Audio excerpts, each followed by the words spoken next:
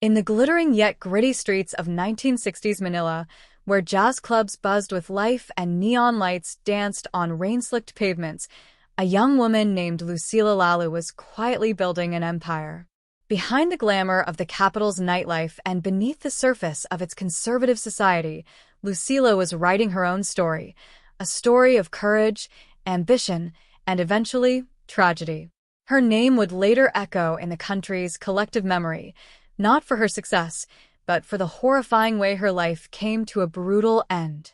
Before she became the Philippines' first known chop-chop lady, Lucila Lalu was a daughter, a mother, a businesswoman, and a woman with dreams as grand as the city she tried to conquer.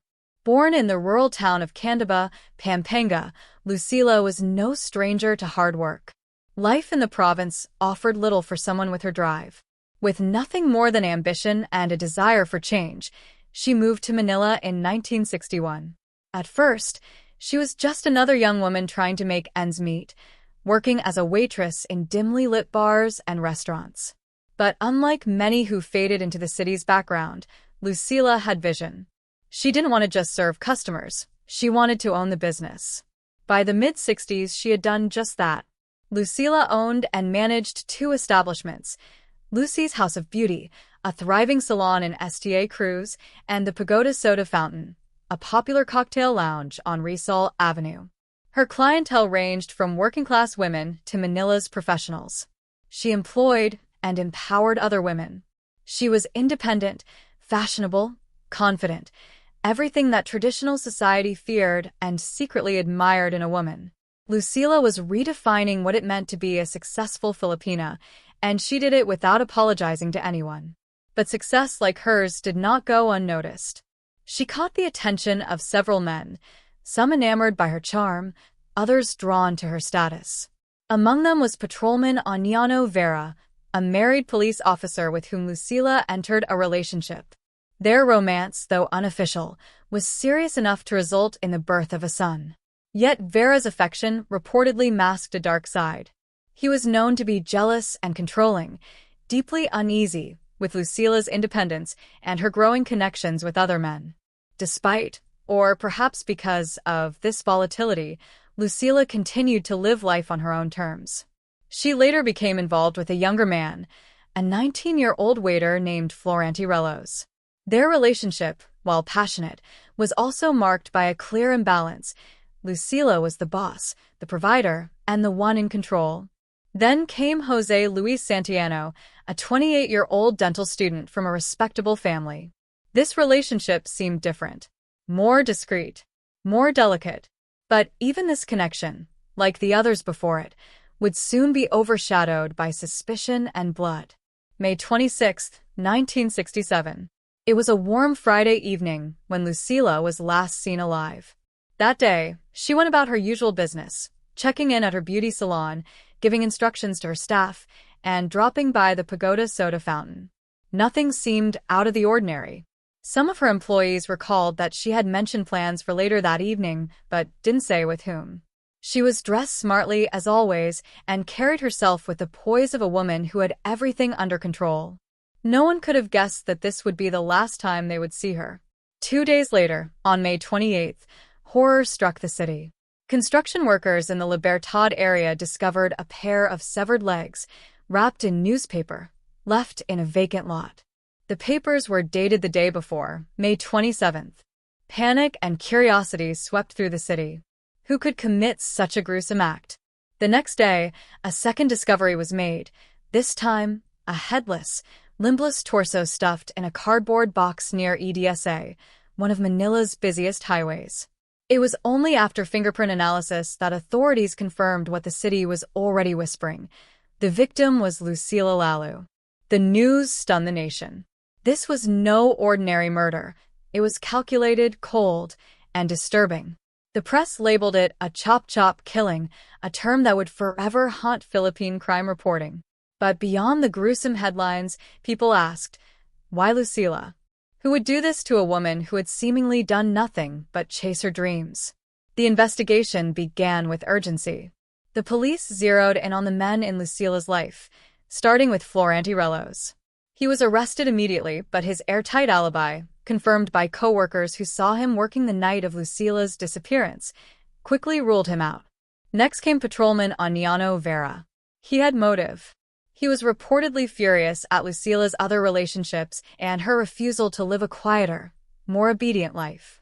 But again, there was no physical evidence connecting him to the murder. No blood. No fingerprints. No witnesses. Then came Jose Luis Santillano, the dental student.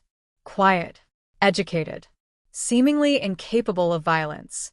But his connection to Lucila raised suspicions, and under intense questioning, he broke.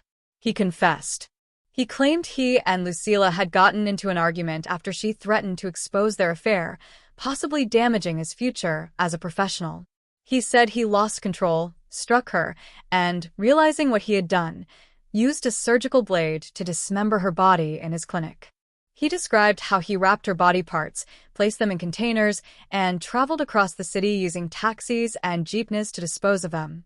But just when it seemed the case was solved, Santillano retracted his confession. He said it was forced, that he had been threatened and beaten by police. A witness later came forward, claiming they heard Santillano screaming while in custody, lending credibility to his claims of coercion. The case began to fall apart. No forensic evidence linked Santillano to the murder. His retraction, coupled with the lack of physical proof, left prosecutors scrambling. In the end, no one was convicted. Lucila Lalu's murder remains unsolved to this day. Her dismembered body may have been buried long ago, but her story still floats in the dark corners of Manila's memory. Was she killed out of jealousy? Revenge? Fear? Or did someone in power silence her before she could speak? The truth remains as fragmented as the way her body was found. Lucila Lalu was more than a murder victim. She was a trailblazer, a symbol of female independence in a time when society wanted women to be silent and submissive. Her death wasn't just a loss to those who knew her, it was a warning to those like her who dared to challenge norms.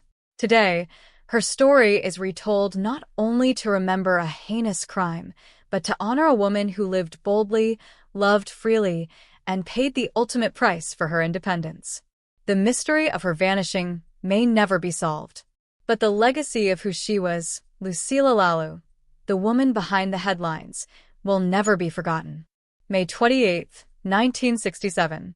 It began like any other quiet Sunday morning in the heart of Manila. Street vendors were setting up their stalls, and the city was just beginning to stir. But what started as an ordinary day quickly descended into one of the most shocking chapters in Philippine crime history. At around 5 a.m., a garbage collector going about his routine on Mayon Street in Quezon City made a chilling discovery.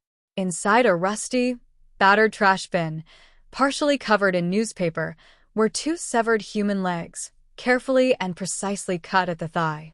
The newspapers used to wrap the limbs were dated May 27, 1967, suggesting the crime had occurred just hours before. The legs appeared freshly dismembered. They were clean. No signs of struggle. No blood at the scene. Whoever committed the act had done it somewhere else, then calmly discarded the parts under the cover of night. Word spread quickly. Curious onlookers gathered around the trash bin, peering in disbelief. Police arrived swiftly, cordoning off the area, but the damage was already done. Rumors began to swirl. Was this a message from the underworld? A gang killing? A crime of passion? No one knew for sure, but everyone felt the horror. By the next day, May 29th, the terror intensified. A headless, limbless female torso was found in a large cardboard box dumped near EDSA, the capital's main highway. A delivery driver stumbled upon it while unloading goods in a nearby lot. The box was heavy and wrapped tightly with tape. Inside, the body was folded in an unnatural, almost surgical way. Again, no blood at the scene.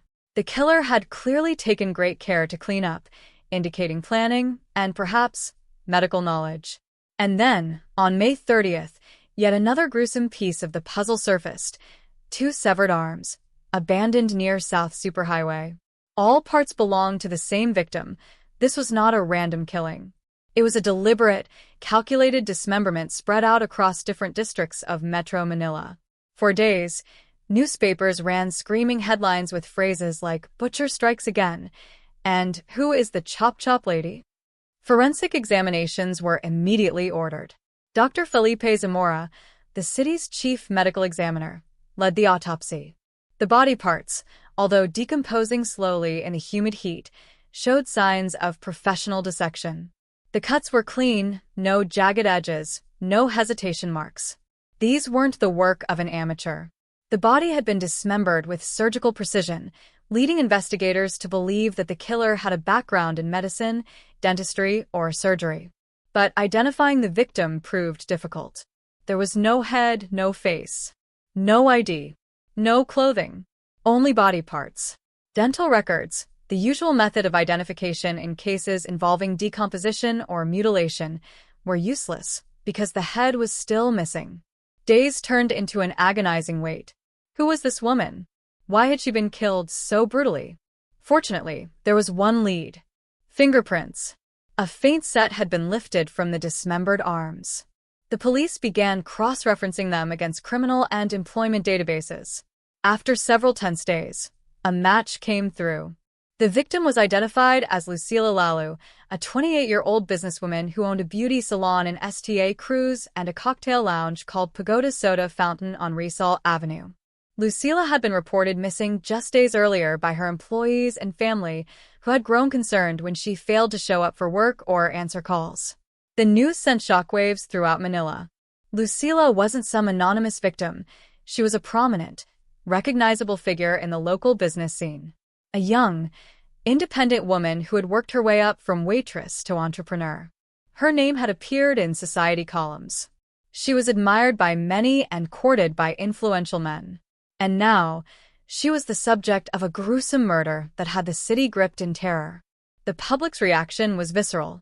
In a deeply conservative society where women were often expected to remain quiet and submissive, Lucila's murder sparked both fear and fascination. Her independence, her lifestyle, and her romantic relationships with men, some married, some powerful, became the subject of endless gossip and speculation. Was she punished for being too bold, too successful, too free? Newspapers covered the story with a sensational flair. Editorials questioned the moral decay of the youth, while others debated whether Lucila's associations had led to her demise. Candlelight vigils were held outside her salon. Women came forward to express their fear, saying they felt unsafe walking alone, even in daylight. The case wasn't just a murder, it was a cultural reckoning.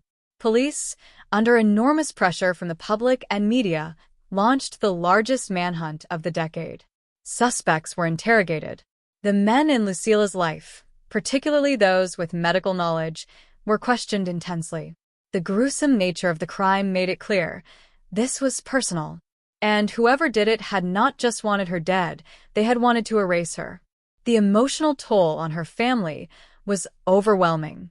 Her parents, who still lived in the province, could barely speak when they arrived to claim her remains. Her young son, too small to understand the magnitude of what had happened, would grow up with only stories of the mother who loved him and the headlines that immortalized her death.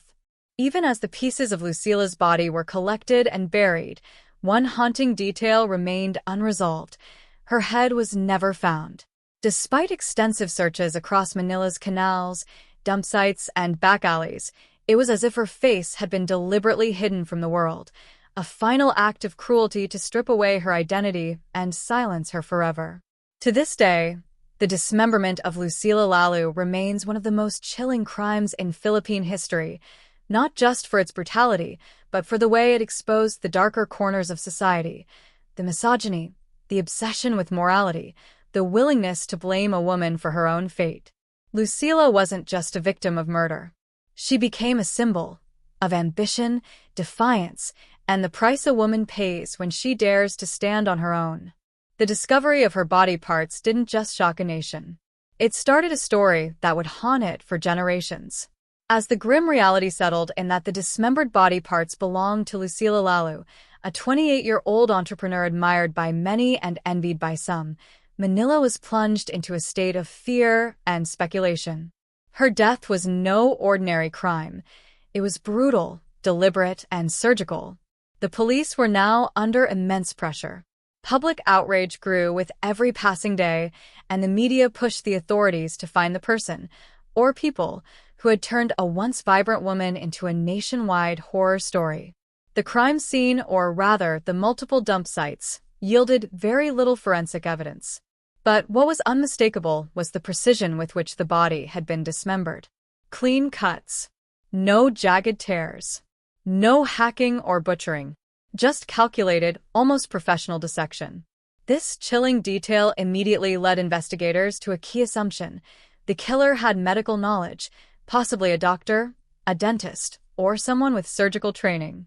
With that in mind, police turned to Lucila's personal life, particularly the men who were intimately linked to her, men who had both motive and means. The first name that surfaced was Dr. Jesus Cece, a 31-year-old dentist. Handsome, composed, and highly respected in his field, Dr. Cece was known to be a quiet professional. But behind his reputation lay a complex secret. He was married, and he was having an affair with Lucila Lalu. The affair was no casual fling. According to testimonies from Lucila's close friends and employees, she had grown emotionally attached to Cece. There were whispers that she had been pressuring him to leave his wife. Others claimed she was pregnant with his child. Whether or not this was true, what's certain is that Lucila believed they had a future together, and wasn't afraid to say so. Police brought Cece in for questioning. At first, he denied everything. He claimed to have last seen Lucila several days before her disappearance and insisted he had nothing to do with her death. But the evidence began to tighten around him. Multiple witnesses placed him at Lucila's salon and cocktail lounge in the days leading up to her disappearance. Some claimed he had visited her late at night, alone, and that their encounters had become increasingly tense. The most damning clue was the method of dismemberment. Experts, including forensic pathologists, confirmed that the cuts on Lucila's body resembled surgical incisions, the kind only someone with detailed anatomical knowledge and precise instruments could perform. Dr. Cece, a practicing dentist, had the tools, the training, and the privacy to carry out such an act. Under further questioning, Cece's alibi began to crumble. He could not account for his whereabouts during critical hours around the time of Lucila's disappearance. His dental clinic, equipped with sterilization gear, sharp instruments, and surgical chairs, suddenly appeared less innocent and more like a potential crime scene. And yet, the investigation hit a wall. Despite the circumstantial evidence, police lacked physical proof.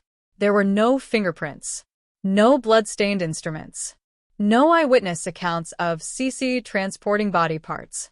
Without a confession, the case against him was entirely speculative. The media, however, wasn't so forgiving. Tabloids branded Cece as the butcher in a white coat, painting him as a monster who used his profession to cover up a grotesque crime. But Dr. Cece wasn't the only suspect. Another man under the microscope was Patrolman Añano Vera, a married police officer who had fathered a child with Lucila. Their relationship had been fiery and volatile.